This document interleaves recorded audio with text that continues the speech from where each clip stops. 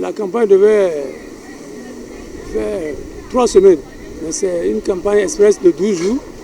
Et chose bizarre, étonnant, c'est le candidat de l'Est-Pastef, Bassirou, c'est-à-dire le poulain de Ousmane Sonko, qui est en passe même de battre KO, tel que nous on est en train de voir les tendances.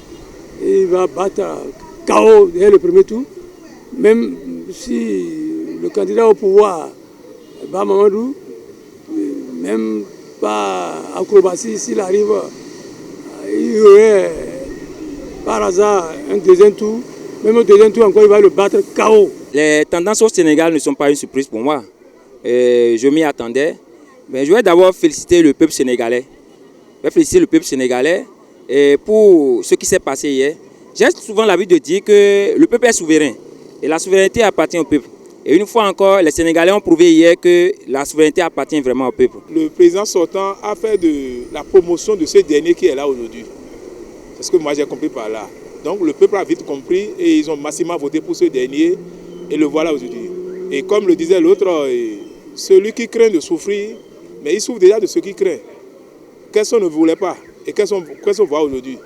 Donc celui qui craint de souffrir souffre aujourd'hui de ce qui craint. C'est une victoire pour le peuple africain et non pour les Sénégalais seuls. C'est une victoire pour toute l'Afrique. Et les gens n'ont qu'à commencer par prendre leçon de cela. Lorsqu'on est un chef de l'État, on est venu par applaudissement. Je ne dis pas applaudissement. Je crois que Macky Sall est venu au pouvoir avec applaudissement. Mais il cherche les moyens à ne pas partir. Il cherche les moyens à positionner un de ses membres. Le candidat du pouvoir sera battu parce qu'il a bénéficié du ralliement aussi inattendu de Wade. Est-ce que vous voyez? Donc ça joue en sa faveur. Et les gens ont soif du changement. Et donc ça ne serait plus une continuité, ça serait une rupture.